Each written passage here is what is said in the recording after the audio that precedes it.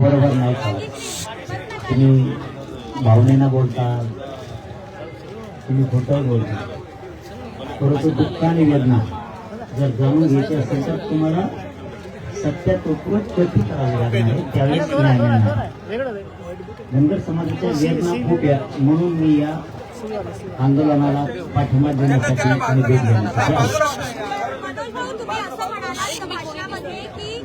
पडली तर मी ज्या व्यक्तीशी बोलत नाही त्या व्यक्तीला सुद्धा फोन लावीन. नेमकं कोणाला फोन लावणार आहात तुम्ही?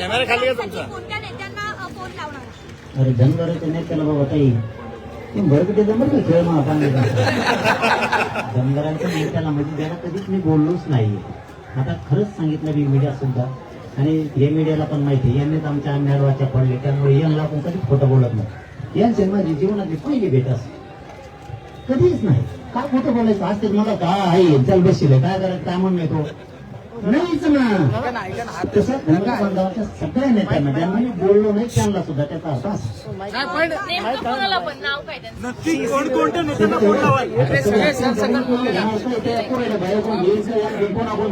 मला स्वतःच माहिती इतकी वर्ष लागली तुम्ही उपोषण करताय आणि त्या दिवशी तुम्हाला जी आर हाती अगदी भेटलं. यांना किती वर्ष लागतील काय वाटते तरी? एकच दिवसात होईल. पण धनगर तुटून पडले पाहिजे. ते काय झालंय आमचं दिले चुकून भांड मराठ्याला धनगरात बसून द्या, धनगराला मराठ्या बसून. त्यामुळे ते आमच्या मध्ये ते आहेत आणि मग आम्ही त्यांच्या मध्ये जाणार. का म्हणणं तुमचं? हा संन्यास पाहिलेला आमचा तुमच्या लक्षात नाही, पण ज्या पद्धतीने तुम्ही म्हणजे मराठ्यांच्या माध्यमातून मुंबईत जो चक्का जाम करण्यात आला होता, मुंबईचं सीएसटी परिसर संपूर्ण बंद झालं होतं. तेही असं नाही की एक आठवडा 2 आठवडे, चांगला महिनाभर तुम्ही राहिला होता त्या ठिकाणी.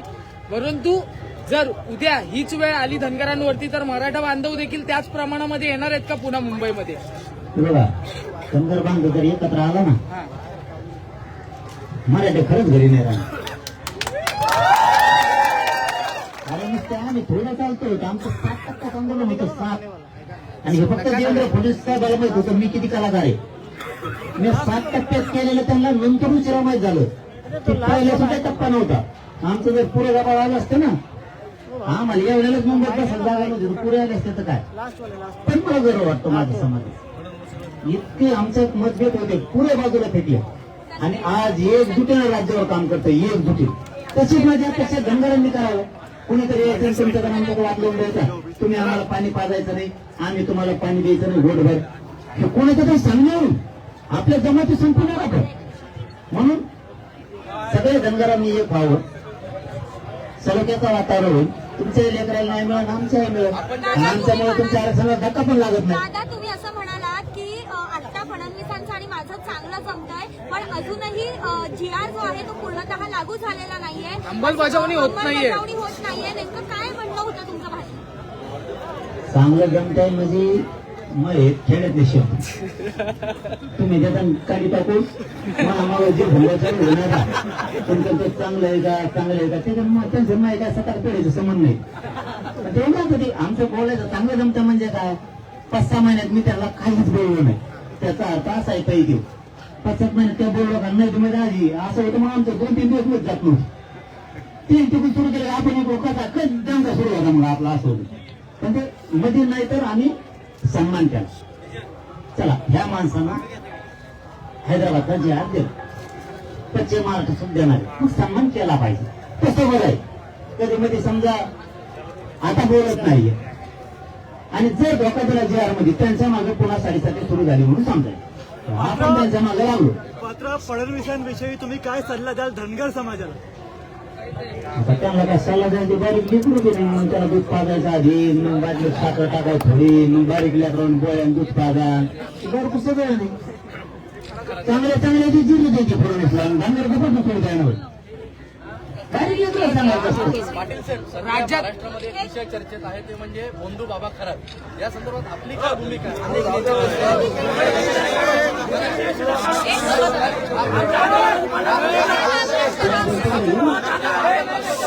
महत्वाचा मुद्दा आहे. अनेक राजकारण्यांची अशा समाजात खरंच अशा प्रवृत्ती नसल्या पण पाहिजे. अशा प्रवृत्ती कोणत्याच समाजासाठी घातक. मराठा असो धनगर असो हिंदू धर्मातील असो किंवा कुठलाही धर्म असो, अशा प्रवृत्तीचे लोक हे जैन समाजाच्या संस्कारावरती वाईट परिणाम करणारे असतात. असे कशातच नसून आता तुम्ही विषय काढला म्हणून, नाही मी हे विषय काढणार नव्हतो. मी म्हणतो आपण तिकडे पटाणात बोलतो, जाऊ द्या, काय हे बी एक्सपेक्टेशन काय आता सामाजिकच मुद्दा आहे, काय अडचण नाही. मग आम्ही कोणतं फुटपाथ टाकला आता बाबासून, हा म्हणजे मी तर बाबा जिंदगीत बघितलं नाही, ते कोणी मला नाही. आणि त्याचा संग मला फोटो टाकला, फोटो कसं टाकला बघा, किती नमुनेबाज लोक असतात टाकणाऱ्यांनी. मी नाईट पॅन्ट हवी आणि टी शर्ट हवं, मग काय माझ्या घरी आलता का तो चांगल्या कपड्यावर तरी टाकावं, टाकणारे डोकं तरी चांगलं लावायचं नाही, मग चांगल्या कपड्यावर टाकावं. मी टी शर्ट हवे माझ्या घरी, तो बाबा तर जणून हाय प्रोफाईल आहे घरी, नेत्याचा गुरु जणून ते नेत्याचा आणि तिनीचा, आणि मग तो गुरु आहे आणि ती माझ्याकडे काय देऊन तिकडे सागरला अंतरवाली, तो कसा देऊन तिकडे साधा सोपा प्रश्न. तो कोण कोणाला काय बदनाम करेन काहीच भरोसा नाही. मला काय केला म्हणलं तुमचा फोटो त्याचा आहे, म्हणलं त्याचा मग आता संबंध नाही. मग ते सांगितलं की कोणता पण फोटो बनवतो ते, अशा वृत्तीला संपवलंच पाहिजे, फासावरती दिलंच पाहिजे. तुमच्या शब्दावर धनगर समाजाचे नेते आले नाहीत तर तुम्ही मोठा भाऊ म्हणून त्यांना पाठिंबा देणार का? आणि मग काय आला तो इतका दादा तुम्ही म्हणालात की उद्या धनगरांनी सगळ्यांनी इथे यायचंय. जर चक्का जाम झाला आणि न्यायालयीन प्रक्रिया तुम्ही जसं तुमच्या वेळेला मराठा आंदोलनाच्या वेळेला न्यायालयात गेलो होतं सगळं, तर जर चक्का जाम झाला तर त्याला कायदा सुव्यवस्थेचा प्रश्न निर्माण झाला तर त्याला जबाबदार कोण? कायदा सुव्यवस्था बिघडणार नाही. सगळ्यात मोठा आनंदच हे होईल, मोकळा का माघारी जाणार नाही. धनगर तर एक येईल ना, बिना अडचणाचं का माघारी जाणार ना, काय अडचण नाही. धनगर तर एक येईल. आम्ही सुद्धा तेच प्रयत्न केले. 4 दिवस लेट मिळेल आरक्षण मराठा एक झाले ना, ते आमच्यासाठी सगळ्यात मोठा आनंद आहे. माझ्यासाठी तेच महत्वाचा आनंद असेल. एसटी आरक्षण म्हणजे 6 महिने लेट मिळवते, काय फरक नाही पडत. 70 वर्षात नव्हतं आम्हाला, मराठ्याला नव्हतं त्यांना नव्हतं. धनगर तर एक येईल ना, ते आनंद मोठा राहील. आम्ही काही नाही मुंबई बघून माघारी जाऊ धनगर मराठे, दुसऱ्या पर्यंत पुन्हा तयारी नाही. दादा पण तुम्ही मराठा आरक्षणासाठी जी भूमिका घेतली होती तशीच भूमिका धनगर समाजाला पण घ्यावी लागेल आणि मगच आरक्षण मिळेल का? त्याशिवाय मिळणारच नाही. मी खात्रीने सांग, एवढं सोपा नाही. पुढून कोण हे बघावं लागतं. पुढून देवेंद्र फडणवीस साहेब ते शेडले बेकार आहे, हा त्याला नीट करायला असं निवडाच लागत आहे. आणि मग धनगर जर ताकदीने आले, मान टाकले म्हणून धनगरा पुढे फडणवीस साहेबांनी समजायचं, फक्त धनगर झाला पाहिजे. धन्यवाद. यांना बोलायचे तुमचे आभार. बाकी आज दीपकजी तुमच्या आज थेट तुम्हाला पाठिंबा दर्शवण्यासाठी मनोज जरांगे पाटील आले होते. काय अशाने भावना आहेत, काय कानमंत्र दिलाय मोठ्या भावांनी? याला जोडून असा प्रश्न आहे, त्यांनी जी भूमिका घेतली ती भूमिका तुम्ही घेणार का? नाही, खरं म्हणजे मी पहिलेच सांगितलं, मी प्रचंड बोलत आहे सताले त्याची वंदावी पावले. मी खरं बोलणारा माणूस आहे. जालन्याचं जे आंदोलन झालं ना, त्याच्यात 2 मिनिटं इतिहास सांगतो दादा. 2014 पासून या आंदोलनात आहे. पंढरपूरला 16 दिवस उपोषण केलं. त्याच्या अगोदर 15 दिवस जनजागृती करत 1 महिना तिथं होतो. 8 दिवस संभाजीनगरला घातले. त्याच्यानंतर कंटिन्यू मुंबईला 15 दिवस राहिलो. मंत्रालयात जाळ्यावरून उड्या मारल्या. त्याच्या जाळ्या बंद झाल्यात ना आता, ते नमुने आम्ही आणि काहीच मिळालं नाही. त्या दिवशी मंत्रालयात जाळ्यावर उड्या मारल्या, त्यावेळेस 1000-2000 जरी आमच्या धनगर इथं असते तर काहीतरी परिणाम झाला असता. एक निराशा आमच्यामध्ये आली होती की साला हे काही खरं नाही, आरक्षण काही मिळत नाही आता. परंतु मी जे सांगितलं की 4 आयोगानं नाकारलं, हायकोर्टानं नाकारलं, सुप्रीम कोर्टानं नाकारलं, ते आम्ही म्हणत होतो की जरांगे पाटील काय कोणी आलं तर आरक्षण भेटत नाही, हे आमचे वाक्य होते. आणि फडणवीस इतका तुम्ही म्हणले तसं डेंजरच आहे, हे काही आरक्षण देत नाही. पण ज्यावेळेस ही जरांगे पाटलांची ताकद नाही, हे जरांगे पाटलाची किमया नाही, ही किमया मराठी समाजाची की ते खरंच एकजूट होऊन दादांच्या मागे आले. घरदार सोडून, लहान मोठेपणा सोडून, गरीब श्रीमंत सोडून त्यांनी जो स्ट्रगल, जो संघर्ष इथं केला मुंबईत, त्याचा परिणाम म्हणून मराठा समाजाचा GR निघाला. आणि याची प्रेरणा घेऊन मी ठरवलं की आता नाही, जर घटनेत हे संविधानानुसार आहे, यायला तर फडणवीस साहेबांनी वचन दिलं नव्हतं, आम्हाला तर लाखो लोकांसमोर दिले. मोदी साहेबांना आम्हाला लाखो लोकांसमोर वचन दिले. इतकंच नाही तर दिवंगत पंतप्रधान अटल बिहारी वाजपेयी साहेबांनी वचन दिलं मग मी म्हणलं आमचं कायद्यात आहे, देशाच्या राजानं राज्याच्या राजानं वचन दिलं हे 100% होतं, फक्त आम्हाला मुंडक्यात पाय द्यावा लागेल. तर दुर्दैव असं झाला की आम्हाला तो पाय देता नाही आला. ज्या दिवशी हा पाय इथं पडेल त्या दिवशी आरक्षणच मिळणार आहे. याच्याच फॉर्म्युल्यापासून फॉर्म्युला गेले आम्ही. तुमची ताकद कमी पडली का? ताकद थोडंसं काय झालं ते आता इतकं नको बोललं, पण समाज जितका पाहिजे तितका समाज एकत्र आणि आम्ही लढलो प्रामाणिकपणे. आज 9 दिवस झाले जीव धोक्यात घातलाय. माझं शुगर 7च्या खाली, BP 70 पर्यंत आला. अधिवेशन चालू आहे, अनेक धनगर नेते सध्या मुंबईतच आहेत, आपल्याला कोणी भेटायला आलं नाही. अधिवेशन हा विषय देखील कोण मानताना दिसत नाही. आपले नेते कमी पडतायत. हे आता आमच्या जालन्याचे अर्जुन भाऊ खोपकर त्यांनी पहिल्याच दिवशी मला पानपुईला भेटायला आले, विषय मांडला आणि त्यांनी सरकारला एक प्रकारे इशारा दिला की धनगर कधीही मुंबईकडे येऊ शकतात आणि आले तर मागच्या वेळेस सारखी परिस्थिती होऊ शकते. त्याच्यामुळे सरकारला माहिती की धनगर सरकारचाच फॉर्म्युला आहे ना. हे फडणवीस साहेब एवढे सोपे आहेत का धनगर एकत्र येऊ देतील? शेवटचं बोलणं कधी झालं होतं, समोरासमोर बसले. हो, धनगरांची भीती निर्माण झाली होती दादा. जालन्यामध्ये या देशातलं सगळ्यात मोठं आंदोलन धनगरांचं झालं. 21 तारखेला आम्ही आंदोलन कॉल केलं. मी जबाबदारीनं बोललो होतो, सगळ्या मीडियांना सांगितलं होतं की मुंबईतले गर्दीचे रेकॉर्ड तुटतील आणि ते तुटण्याचं नियोजन मी 4 महिने फिरून केलं होतं. पण फडणवीस साहेबांनी ते तोडलं. ते तोडल्यावर सुद्धा म्हणजे मला 17ला अटक केली, जालन्यात कर्फ्यू लावला, आमच्या सगळ्या सहकाऱ्यांना अटक केली, सगळ्या नाकाबंदी केल्या, हजारो पोलीस इथं होते. तरी 21 तारखेला आम्ही इथं आलो. 5,000 पेक्षा जास्त तर पोलीस स्टेशनला अटक केली. पोलीस स्टेशन फुल झाले. ती एक दहशत सरकारवर निर्माण झाली होती. म्हणून 16 तारखेला आम्ही येऊ नये म्हणून 13 तारखेला बैठक बोलवली. त्यांचं त्यांच्या जागी बरोबर आहे. आता मी याच्यात फडणवीस साहेबांनाही दोष देत नाही, सरकारलाही देत नाही. दोष आमचा आहे की आम्हीच कुठेतरी कमी पडलो. पण काल देखील तुम्ही सारखं सातत्याने माध्यमांकडनं आव्हान करत होतात. आज देखील जर बघितलं तर कालची जेवढी लोक आहेत तेवढी देखील आज नाहीयेत.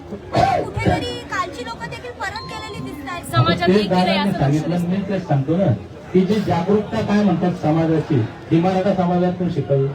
एकत्र येणं आणि संघर्ष करणं कशाला म्हणतात हे मराठा समाजाकडून शिकावं. मी 17 सप्टेंबरला सांगितलं होतं आणि त्या वाक्यावरून मला ट्रोल करून आमच्या धनगरांची भोळ्या भाबड्या गरीब धनगरांची माती भडकवून हे आंदोलन तोडण्याचं फार मोठं षडयंत्र या राज्यात झालं. पण षडयंत्र करणाऱ्याला विनंती आहे की बाबांनो आतापर्यंत केले उद्योग, उद्यापासून हे उद्योग बंद करा. आणि धनगरांना विनंती आहे बाबा षडयंत्र काय नाही ना, जरांगे पाटलाचा माझा काही संबंध आहे ना कशाचा संबंध. मी हे सांगितलं कारण असा संघर्ष करावा लागेल. मराठा समाजासारखं एकत्रित यावं लागेल हे उदाहरण सांगितलं होतं मी. आजही मी तेच बोलतो. आज जरी इथं लोक आले असते तर हे 4-5 मंत्री पळत आले असते इथं. काय बाबा काय सांगा तुमचं. दुर्दैव आहे की कालचे जे होते त्यातले अर्धे गेले म्हणून आज कोणी आलं नाही. 16 तारखेला झाले असते ताई. 13ला जी बैठक झाली त्या बैठकीच्या हिशोबानं 16ला 4-5 मंत्री आले असते सांगितलं असतं की आपण असं बैठू. बरं आम्ही आता तुम्हालाही सांगतो, महाराष्ट्रातल्या धनगरांना सांगतो, आम्ही काही 13 तारखेला फडणवीस साहेबांना म्हणलं नाही की तुम्ही 14 तारखेला आमच्या हातात सर्टिफिकेट द्या. तितकं आम्हालाही कळतं की मी जरी मुख्यमंत्री असलो तिथं उद्या की हे झालं दीपक बोराडे मुख्यमंत्री दिलं एका दिवसात सर्टिफिकेट नाही होणार ना. त्याची प्रोसिजर आहे. आम्ही फडणवीस साहेबांना तेही सांगितलं की साहेब तुम्ही महिना 2 महिने 4 महिने आम्ही थांबतो ना, 70 वर्ष थांबलो ना, मग 7 महिने थांबल्यानं काय होणार आहे. पण तुम्ही आम्हाला सांगा की या प्रोसिजरनं आम्ही तुमच्या आरक्षणाचा प्रश्न सोडवतो आणि ती प्रोसिजर जर योग्य असेल आम्हाला जर पटली तर आम्ही सोडतो. मला आत्ताही फडणवीस साहेबांनी एक पत्र सांगावं की ही प्रोसिजर नियमानं आहे, या नियमानं आम्ही असं करतो, याला इतका वेळ लागेल. आमचे 4 बांधव वकिलीत आहेत, सोबत 4 तज्ञ आहेत. त्यांनी म्हणलं अरे हो माझ्यापेक्षा काय समजतं, मला नाही समजत जास्त. त्यांनी जर म्हणलं की दीपक भाऊ हे असं असं आहे, फडणवीस साहेब म्हणतात ते योग्य आहे, आपण या 4 महिन्याचा वेळ देऊ. बाबा फडणवीस साहेबांनी 4 महिन्याचा वेळ मागला तर आम्ही 6 महिन्याचा देतो. आम्ही त्यालाही तयार आहे. पण ते का मागं थांबले की समाजानं थोडस षडयंत्राला बळी पडला समाज आणि जमला.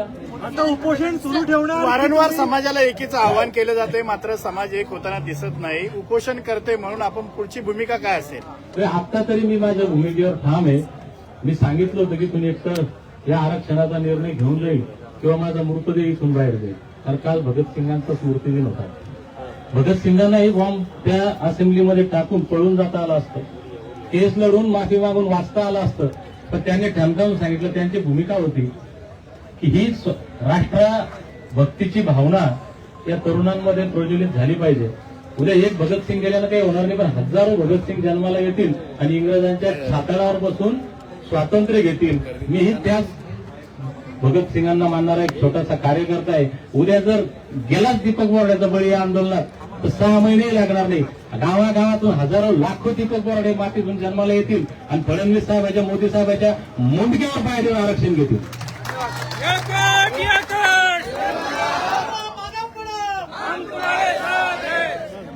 आरक्षण आमचं हक्काचं आणि कुणाच्या बापाचं.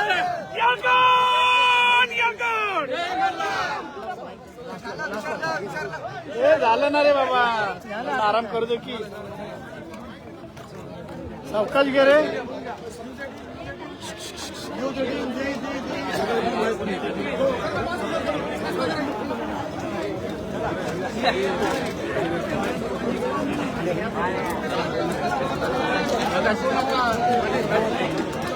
वापस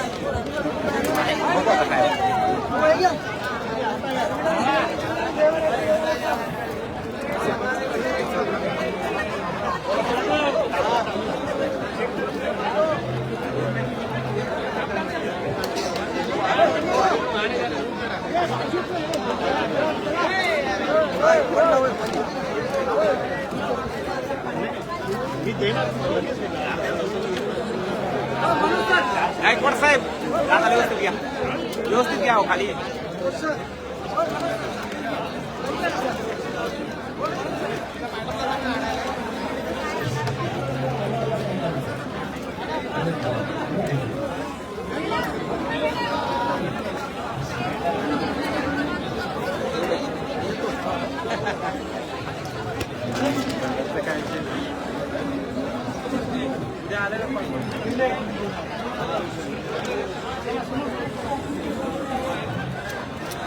चला समोर या, समोर या, रस्ता खुला करा. चला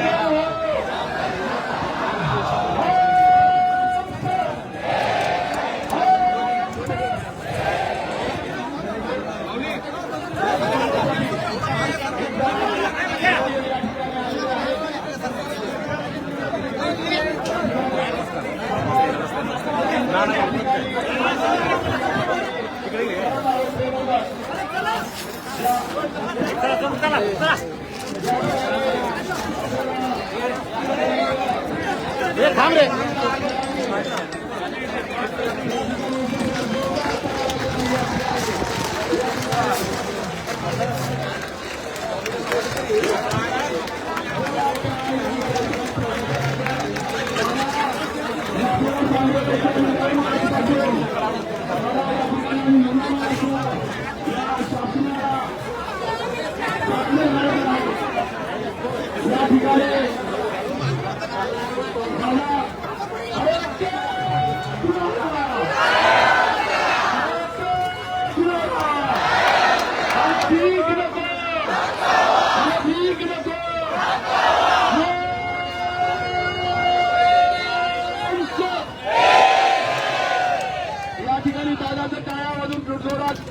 या ठिकाणी स्वागत करावं. दादा या ठिकाणी आम्ही 9 मार्चपासून महाराष्ट्रातून तमाम या ठिकाणी माता माऊली आमच्या 9 मार्चपासून आंदोलन करत आहोत दादा. आणि आमचे बरेचशा महिला या ठिकाणी ऍडमिट आहेत. 25 वर्ष आम्ही कंत्राटी तत्वावर आहोत आणि कंत्राटी तत्वावर असताना आमचा अहवाल माननीय मुख्यमंत्री महोदयाकडे गेलेला आहे. मुख्यमंत्री साहेबांनी आम्हाला या ठिकाणी हिवाळी अधिवेशनामध्ये आश्वासन दिलं होतं की तुमचं काम करू, आम्ही वाट पाहिली, परंतु आमचं काम होत नाही. 9 मार्चपासून आम्ही दादाही गाव मुलं बाळासहित आम्ही या ठिकाणी उपस्थित आहोत. आमच्या कुणाची सेवा दादा 1 महिन्यावर आलेली आहे. सेवा पुन्हा समग्र शिक्षण विभागामध्ये आम्ही काम करतो.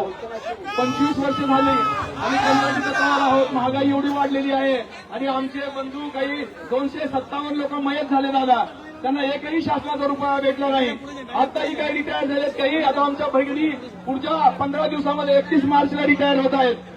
मानधना व्यतिरिक्त एकही पैसा शासनाचा त्यांना मिळत नाही. त्यामुळे आपल्याला विनंती झाला की आपला पाठिंबा आम्हाला आशीर्वाद या ठिकाणी आम्हाला द्यावा, कारण आम्ही राहण्याची सुद्धा व्यवस्था आमची नाही आहे. अगदी उघड्यावर या ठिकाणी राहतो. विदर्भातून लोक आलेले आहेत 1200 किलोमीटरवरून. ते बंधू भगिनी महिला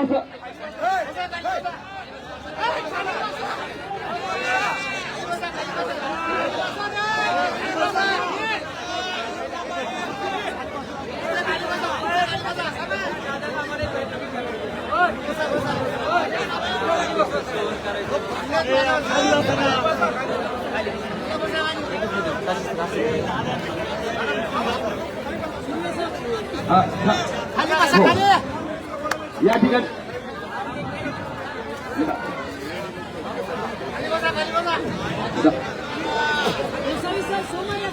होय होय येतो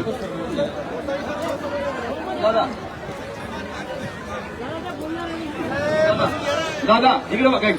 दादा इकडे एवढा लहान या महिला अशा बाळाला घेऊन आज आमचा 16वा दिवस आहे दादा. अगदी लोक गावाकडे सुद्धा जायच्या मनस्थितीमध्ये नाहीत. आता ज्या योजनेमध्ये आम्ही काम करत होतो त्याचंही बजेट आम्ही आलेलं नाही. म्हणजे आम्हाला 25 वर्ष आमची उमेदीची वर्ष जी असतात, जे आमचं कुटुंब सेटल व्हायला पाहिजे, आज आमचं 55 वर्ष, कोणाचं 52 वर्ष, आम्ही डिस्टर्ब आहोत, डिप्रेशनमध्ये आहोत. अशी अवस्था आमची झाली की 31 तारखेपर्यंत आमचं जर काम झालं नाही तर आम्हाला इथं मुंबईमध्ये येण्यासारखी फिरावं लागेल. अशा विचित्र मानसिकतेमध्ये आमचे हे सगळे 3000 बांधव आहेत. हे शिक्षण विभागाचे येतात दादा. शिक्षण विभागाचे खुश आहे आणि त्यातले 3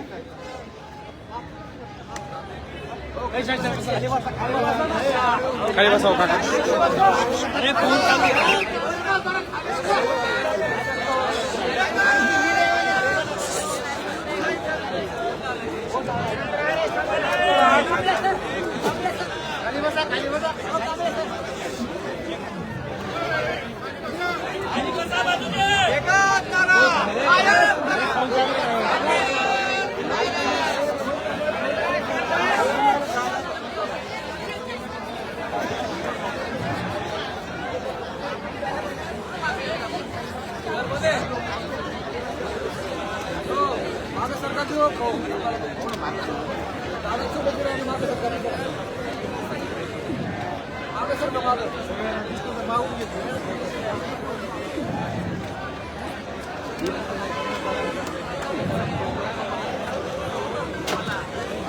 नाही दादा, याच्यामध्ये काय झालंय, भुसे साहेबांनी अहवाल जो असतो अभ्यास समितीची नेमलेली आहे. अभ्यास समितीनुसार अहवाल ब प्रमाणे सेवेत कायम करावा असा मुख्यमंत्र्यांकडे गेलाय. कधी 25 नोव्हेंबरला 2025लाच अहवाल त्यांच्याकडे केलेला आहे. 5 महिने झालं त्याच्यावर कारवाई व्हावी. फक्त मुख्यमंत्र्यांनी ब प्रमाणे सिग्नेचर करून कॅबिनेटमध्ये निर्णय घेण्यासाठी आम्ही इथे एकवटलेलो आहोत. आज आमचा 16वा दिवस आहे. त्यांनी कॅबिनेटमध्ये निर्णय घेणं गरजेचं आहे. अहवाल त्यांच्याकडे सुपूर्द आहे. आज 4 महिने झाले, 4 ते 5 महिने झाले. आणि अधिवेशनामध्ये आम्ही गेलो होतो तर शब्द दिला होता की आचारसंहिता झाल्या नागपूर अधिवेशनामध्ये की तुमचं काम करतो. फक्त दादा ह्याच्यामध्ये आमची सेवा जी आहे ती कुणाची 1 महिन्यावर आली, कुणाची 15 दिवसावर आली आहे. त्याच्या कुटुंबाने काय करायचं मला सांगा. आमची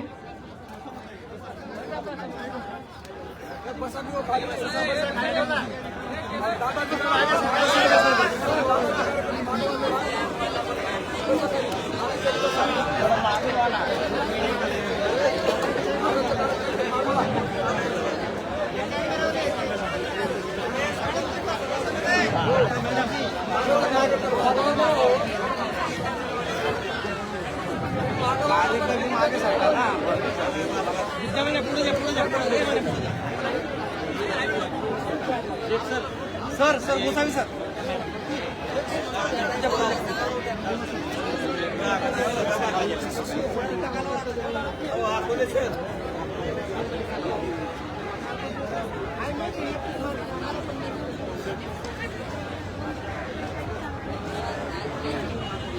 सर्व सांगा ना तुमच्या थांबून घ्या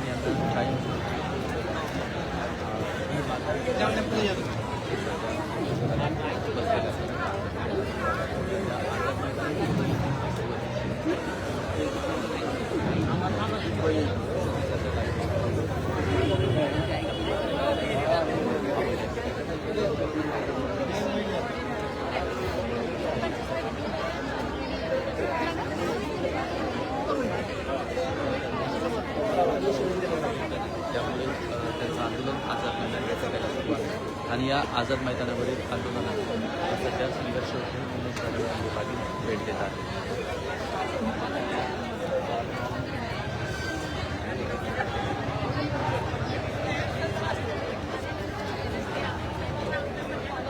हो मॅडम शिंदे हां हां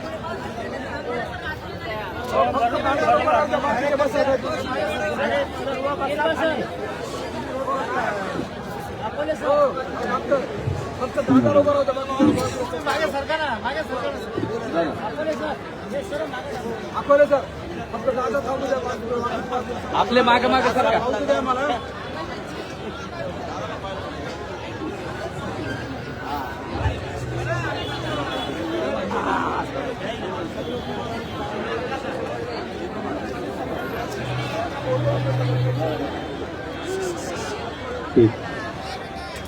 आपण याच्यात कसं गावात पण काय आवाज वाढवा.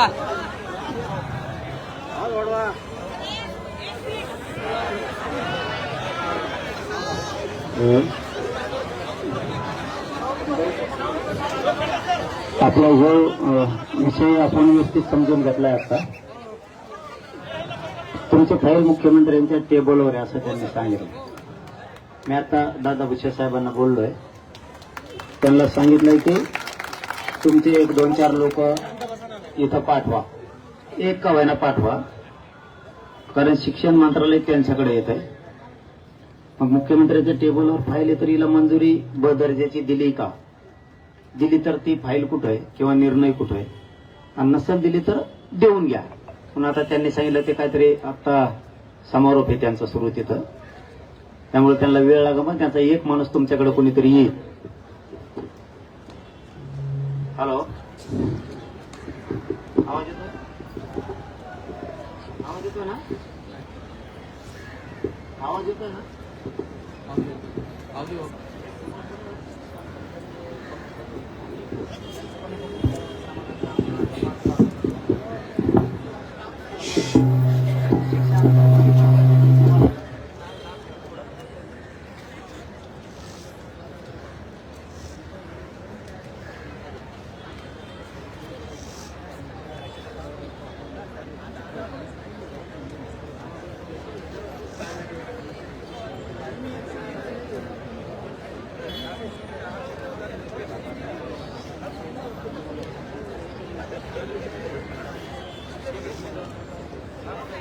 बोलणं तरी बंद करा यार.